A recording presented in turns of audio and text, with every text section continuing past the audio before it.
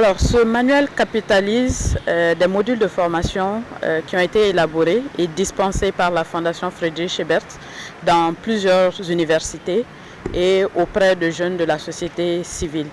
Donc, il résume et présente de manière très pédagogique le contenu de ces modules-là en ce qui concerne la gestion des finances publiques, avec des questions de compréhension, des illustrations, des définitions de termes qui rendent vraiment la matière gestion des finances publiques, qui est considérée comme très technique et inaccessible au grand public, beaucoup plus accessible à la grande masse, non seulement aux étudiants, mais également à n'importe quel citoyen qui cherche à s'informer et à comprendre la gestion des ressources de l'État. Le manuel que nous venons de présenter est articulé autour de deux grandes parties. La première partie traite de la gestion des finances publiques et la seconde partie traite de la lutte contre la corruption et de ses liens avec la gestion des finances publiques. Alors, la seconde partie du manuel traite surtout de la notion de corruption. Le message que nous voulons véhiculer, c'est de sensibiliser les lecteurs, les populations maliennes et même les citoyens en dehors du Mali sur la nécessité de lutter contre la corruption. Parce que le manuel a identifié des causes profondes à la corruption et surtout les inconvénients qui sont liés à la corruption. Et nous avons vu que ces inconvénients peuvent se porter sur le plan politique, où la corruption peut engendrer une perte de confiance entre l'État et les citoyens.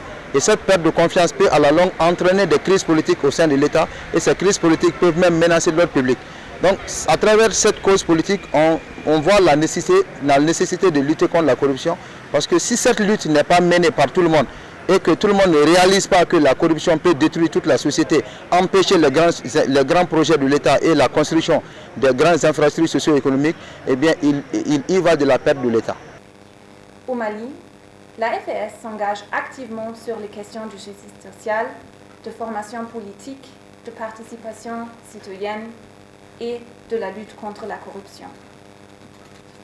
Lancé en mars 2023, le projet PROLAC-GFP a pour objectif de sensibiliser particulièrement les jeunes, les étudiants et les membres de la société civile aux enjeux de la corruption et à l'importance d'une gestion transparente et responsable des finances publiques. Depuis son lancement, le projet a organisé de nombreux séminaires et conférences-débats avec des étudiantes et étudiants d'universitaires publics et privés à Bamako.